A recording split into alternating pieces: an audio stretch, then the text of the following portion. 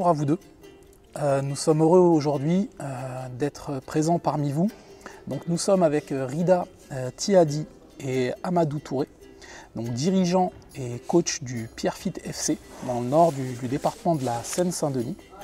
Donc nous sommes ici avec eux afin qu'ils puissent nous présenter leur club. Nous vous remercions de nous recevoir au Palais des Sports Pierre Machon de Pierrefitte-sur-Seine.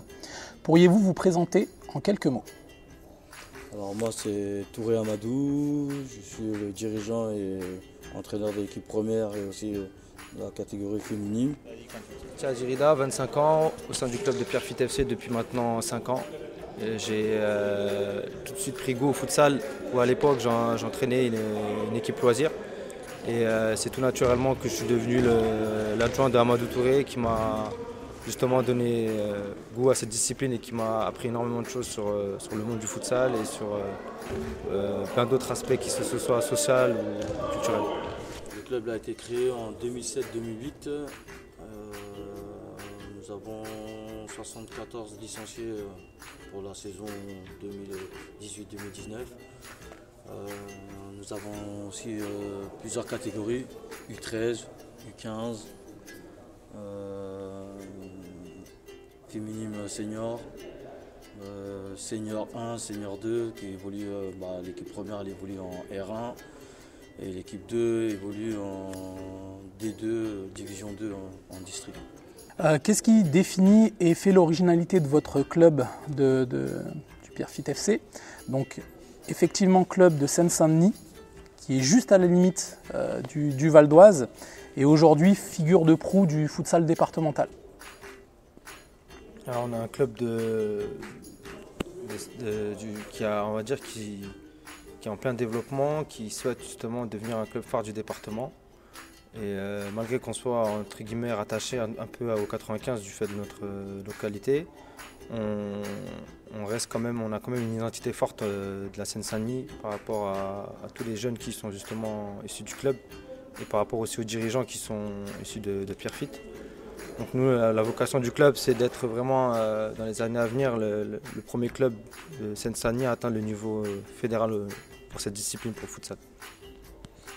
Donc club de Régional 1 aujourd'hui, donc comment définiriez-vous votre championnat de Régional 1 donc de cette saison et notamment les équipes contre lesquelles vous avez joué? C'est un championnat qui avec un niveau assez homogène. On retrouve des équipes qui sont très expérimentées comme les Artistes Futsal ou encore Viry et Ventis, avec aussi des clubs qui sont montés très récemment comme le nôtre. Il faut savoir qu'on est monté, c'est notre deuxième saison en Régional 1 et qu'on a vocation justement à accumuler de l'expérience pour pouvoir passer des paliers, sachant que notre club a réalisé 5 montées en 6 ans. Donc on est parti du niveau excellence au district 93 et on a monté 3 années consécutives en remportant notamment la Coupe de Paris en 2016. Et on est, on va dire, dans cette dynamique-là où on espère justement atteindre des niveaux encore plus élevés, pourquoi pas le niveau national dès l'année prochaine, et représenter au mieux la Seine-Saint-Denis. Très bien, merci. Votre dauphin d'ailleurs, Paulista, est à 40 points, si cela est exact. Et donc au niveau de vos poursuivants, quelles sont pour vous les grosses écuries de ce championnat de Régional 1 en région Île-de-France? Tout d'abord, il faudrait quand même rappeler que l'US Créteil était champion en titre. Donc c'est une équipe qui a quand même un grand vécu au niveau régional futsal. Avec cela, on peut ajouter les Artistes Futsal, autre club de Seine-Saint-Denis qui chaque année arrive à occuper les places du haut de tableau. Ensuite, on peut aussi parler par exemple de New Team et des réserves de Garges et du Sporting qui sont des équipes qui sont quand même assez structurées. Futsal Paulista, c'est une équipe qui vient d'accéder justement à ce niveau-là et qui a beaucoup d'ambition et qui joue un futsal qui est particulier en jouant un jeu très offensif. Après, les équipes qui sont notables aussi, c'est l'US Créteil qui chaque année était champion et qui finit aussi toujours dans le haut de tableau et qui a un jeu en tir particulier où c'est pratiquement à chaque fois la meilleure défense du championnat. Donc c'est un championnat qui est vraiment très compétitif et je pense que le niveau tendra à se développer dans les années à venir. Merci. Venons-en à votre groupe donc qui compose votre équipe Fagnon. Comment le qualifieriez-vous? Est-ce que ce sont d'abord des joueurs locaux ou est-ce que vous avez également des joueurs qui viennent de l'extérieur de votre territoire? Votre groupe a-t-il l'avantage plutôt de l'expérience ou plutôt de la jeunesse? À vrai dire, les deux questions, on peut dire que c'est les deux parce qu'on a des joueurs locaux et de l'extérieur. Ça fait 2 ans qu'ils sont, surtout les joueurs de l'extérieur qui sont intégrés le groupe. Et en termes de comment je vois le groupe, aujourd'hui c'est un groupe assez costaud, qui travaille bien, qui respecte les consignes. Il y a aussi la notion de respect du club, la notion famille. On essaie d'intégrer plusieurs ingrédients pour respecter ce sport, cette discipline. Pour en revenir à la Régionale 1, vous terminez en tête du classement de Régionale 1, donc de la région Île-de-France, avec 41 points. Et donc vous finissez cette saison en boulet de canon, qui est synonyme pour le club de barrage d'accession à la deuxième division. Est-ce que cette saison est conforme à vos objectifs que vous êtes fixés en début de saison, ou est-ce que c'est pour vous une surprise? Le club de Pierrefitte a toujours joué chaque saison en ayant l'ambition de finir dans le haut de classement, de finir champion.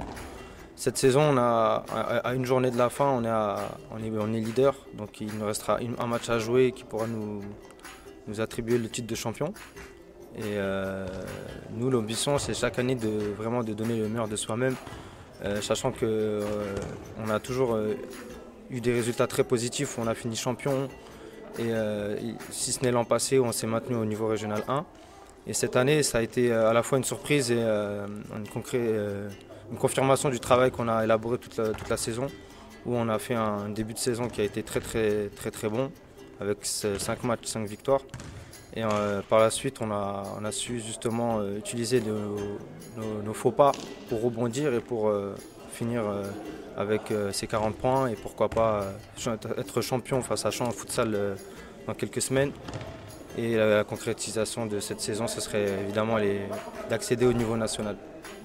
Très bien, C'est important de souligner qu'on a pris des bons points importants parce que cette saison c'était homogène, on va dire, mais aussi c'était costaud.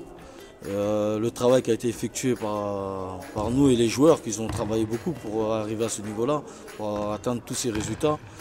Et les points qu'il fallait prendre face à des grandes équipes, surtout les grosses équipes là, qui pouvaient nous mettre en difficulté. On a fait face et aujourd'hui on est devant, ça a apporté ses fruits. C'était l'objectif et voilà. Sur les barrages qui s'annoncent donc pour l'accession en D2, comment les abordez-vous et quel sera le message passé par les coachs aux joueurs en vue de cette échéance? Pour nous, c'est simple. Quand on arrive en finale d'une coupe, comme on le dit souvent, une finale ça se joue pas, ça se gagne. Donc pour nous, ça va être à peu près la même chose. On est à peu près à la finale du championnat, c'est comme les playoffs pour le championnat de France D1. C'est 2 matchs où il va falloir tout donner, rien regretter et faire en sorte de concrétiser cette année qui est magnifique. Donc on a l'objectif clairement de monter en D2. On fera tout pour atteindre cet objectif-là. Et on prendra évidemment du plaisir, on essaiera de motiver et de mettre les joueurs dans les bonnes conditions pour atteindre cet objectif. Si monter en D2 il y a, ce qu'on vous souhaite, vous y êtes-vous préparé, tant structurellement que budgétairement, puisque ça a son importance aussi? On se prépare dès maintenant à ce cas de figure. On fait un travail d'anticipation, nous les dirigeants, en organisant des réunions justement pour anticiper cette possible montée. Budgétairement, on fera en sorte de faire avec les moyens qu'on a, sachant que comme la plupart des clubs de futsal, on n'a pas forcément énormément de moyens pour pouvoir se développer comme on le souhaite, mais on a quand même réussi à atteindre des niveaux d'exigence qui sont très élevés avec ce qu'on a, donc on est très satisfait. Et puis on essaiera d'être efficient, de faire autant avec ce qu'on a ou voire plus. Donc quoi qu'il arrive, il faudra compter sur nous pour s'accrocher à ça. Donc, y a-t-il un engouement populaire autour du club? D'ailleurs, c'est l'occasion d'aborder le soutien que vous pouvez avoir concernant le développement du club, notamment les collectivités et les partenaires institutionnels. Donc, sont-ils au fait du développement du futsal sur votre territoire? Alors, donc de manière générale et plus particulièrement via votre club. Vous soutiennent-ils? Pendant des années, on n'a pas forcément ressenti un soutien de la part des collectivités, etc. On a surtout eu l'impression qu'on avançait seul. Mais au fur et à mesure, on a constaté que voilà, il y avait un certain engouement autour de cette équipe. Au départ, on était vu comme un club de quartier, comme un club fermé entre guillemets, où voilà, c'était pas forcément, tout le monde ne pouvait pas forcément venir nous voir ou intégrer notre équipe. Et au fur et à mesure, on a su justement par notre travail ouvrir nos portes aux joueurs extérieurs, au public, etc. On a essayé de travailler notre image aussi à travers des résumés de matchs qu'on a mis en place cette saison. Et l'objectif, c'est justement de donner une bonne image de notre travail, parce que nous, on fait un travail de fond qui est énorme, que ce soit le président Amadou ou moi. On fait en sorte justement que le futsal puisse se développer à son rythme, mais malheureusement, ça ne se développe pas exactement comme on le souhaite. Mais ça prend petit à petit, donc on espère que les collectivités, les départements, les régions et toute autre institution jetteront un coup d'œil sur justement nos performances et notre image et qui puissent pourquoi pas nous aider à se développer. Donc, concernant l'organisation du futsal aujourd'hui, puisque vous êtes aussi un club et un acteur de premier plan, qu'auriez-vous à dire sur ce futsal aujourd'hui et auriez-vous des pistes de développement pour améliorer la discipline? Il y a beaucoup de choses à développer, et c'est évident. Par exemple, sur le plan de la formation, aujourd'hui, il y a, on va dire, des formations qui sont proposées qui ne sont pas forcément en adéquation avec ou qui ne répondent pas forcément aux attentes des entraîneurs et des coachs, que ce soit au niveau ligue ou au niveau fédéral. Il faudrait peut-être faire un travail de fond sur cette offre de formation, où on a l'impression justement que le futsal est laissé un peu de côté, malgré le fait que récemment la fédération a entrepris beaucoup de choses dans ce sens-là. Je pense qu'il faudrait quand même je pense que la fédération et les autres institutions peuvent faire plus par rapport à ça, notamment au niveau des moyens qui sont mis à disposition des clubs, parce qu'il y a beaucoup de clubs malheureusement qui déclarent forfait au bout de quelques saisons, qui ont des problèmes de structure. Et il y a beaucoup de clubs qui justement n'arrivent plus à tenir par rapport aux exigences, que ce soit pour payer les arbitres, les amendes et beaucoup d'autres choses. Donc je pense qu'il y a des choses à développer, mais c'est en bonne voie, donc on est confiant sur ça. Donc la question un petit peu piège, pour vous, le futsal, est-ce du football ou est-ce du futsal? Bah, c'est du futsal, hein. Le football c'est le football et le futsal c'est le futsal. Le futsal, ce qui est particulier, c'est que bon, déjà ça se joue dans un milieu fermé, avec un effectif réduit. C'est du jeu c'est plus tactique, ça demande beaucoup d'efforts physiques. Et en même temps, c'est un mix entre le handball, le basket. En fait, ça a son histoire. Ça n'a rien à voir avec le football classique. Le football classique a sa culture et le futsal a sa culture clairement. C'est magnifique, on voit des choses. Il n'y a pas de mot à dire, voilà, c'est le futsal, c'est le futsal. Et d'ailleurs, nous avons cru comprendre que vous étiez un club donc de football et que vous étiez en poste au sein donc, de la section futsal. Comment se passe la cohabitation donc au Pierrefitte FC entre justement cette activité football et l'activité futsal? Ça se passe très bien en fait. Nous on se voit avant la saison qui commence de chacun de sa catégorie. On essaye aussi de jongler entre dirigeants ou parfois c'est les joueurs aussi. Parce qu'il y a des joueurs qui ont des critères qui peuvent jouer à 11 comme au futsal. Après, la transition, jusqu'à présent, ça n'a pas posé problème. Après, le foot à 11, c'est un vivier où il y a beaucoup de jeunes qui jouent et c'est pas pareil. Nous, on vient d'arriver, c'est nouveau le futsal. Il y en a, ils hésitent, des joueurs en foot à 11, ils pensent que ça ne va pas le faire, et ça n'a pas la même histoire. Mais sinon, dans le club Pierrefitte FC, ça ne pose pas en général de problème. Très bien. Donc quelques petites questions, si vous pouviez y répondre de manière rapide. Donc pour vous, quel est le meilleur futsaleur actuellement? Je te laisse la réponse, monsieur. Ricardinho. Ricardinho, puisque c'est un candidat au Ballon d'Or chaque année, puisqu'il a remporté le Ballon d'Or, parce qu'il joue dans l'un des meilleurs clubs de futsal d'Europe. Donc ça reste un joueur charismatique et c'est à peu près le Cristiano Ronaldo du futsal. Malgré le fait que Landry N'Gala de Gareth Gibson soit un très très bon joueur, le fait qu'il ait atteint le rang de 10e au Ballon d'Or l'an passé, c'est une performance qui est très remarquable. Maintenant, voilà, il faudrait peut-être que Landry aille à l'étranger pour atteindre encore un sommet supplémentaire, un palier supplémentaire. Donc voilà. Donc votre meilleur club de D1 actuellement en France, pour vous? Le KB. Le KB, c'est un club qui a une histoire. Le KB, c'est un club qui, chaque année, malgré le fait qu'il perd des joueurs, il récupère aussi des très bons joueurs et qui sont aussi toujours très performants au niveau national.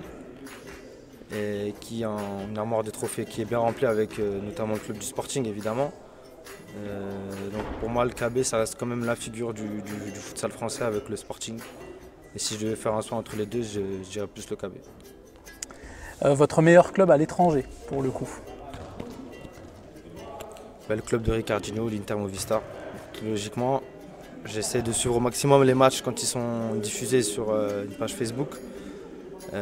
Pour moi, ça reste un club qui finit toujours dans le dernier carré de la Champions League et qui, voilà, hein, c'est professionnel, c'est structuré et puis ça avance avec ses moyens et puis c'est du spectacle. C'est du beau futsal, c'est le futsal qu'on aime. Et votre meilleure sélection nationale? Là, en tant que Français, je devrais dire Français, ou l'équipe nationale du Maroc. Mais l'équipe nationale, encore une fois, qui est en pleine bourre, on va dire, c'est le Portugal. Donc moi, j'aime le futsal de qualité. Donc je supporte l'équipe de France quand je vois l'équipe de France jouer. Mais j'aime le futsal, donc j'ai pas forcément d'équipe. Donc dernière question, est-ce que vous suivez France Futsal? Oui, je suis France Futsal sur les réseaux sociaux. Je suis la page Facebook et le site internet à travers notamment les lives sur les matchs de D1 et de Coupe. Donc je suis quelqu'un qui suit assez activement l'actualité du futsal en France et à l'étranger. Donc c'est tout naturellement que je suis France Futsal. Amadou, Rida, nous vous remercions et nous vous souhaitons une excellente fin de saison. Merci de nous avoir reçus aujourd'hui. Merci et à vous. très bientôt sur francefutsal.com. Donc nous sommes avec Salou Soumaré, donc joueur du Pierrefitte FC. Bonjour Salou. Bonjour. Donc est-ce que vous pouvez vous présenter en quelques mots? Ouais, je m'appelle Soumaré Salou, j'ai 27 ans. Je suis pivot au Pierrefitte FC depuis ça fait maintenant 5 ans. J'ai fait 4 montées, on a fait 4 montées d'excellence à DHR. Après l'année dernière, on a joué le maintien. Et là, cette année, on est premier et on accède au barrage pour la Ligue 2 l'année prochaine. Pouvez-vous nous parler de la particularité de votre poste? Je joue au poste de pivot. Voilà, c'est le seul poste que j'occupe au sein du club. Qu'est-ce qui fait qu'aujourd'hui vous vous sentez bien au Pierrefitte FC et quels sont les objectifs que vous souhaitez atteindre avec le club? Ce qui fait que je me sens bien, c'est l'environnement. En plus, c'est juste à côté de chez moi. Il y a une ambiance de quartier, c'est la famille et tout. Donc on se connaît, la plupart on se connaît tous très bien. On joue ensemble depuis à peu près 5 ans. Donc voilà, et nos objectifs c'est d'atteindre les sommets. On ne se donne pas de limite. Hein. Je vous remercie et à très bientôt sur francefutsal.com. Merci. Salou, il paraît que c'est toi le meilleur joueur du Pierrefitte FC. Ouais, exactement. Et le meilleur buteur du club aussi. C'est moi le meilleur buteur. Le meilleur buteur du club, c'est lui, mais c'est moi le meilleur buteur du championnat cette année.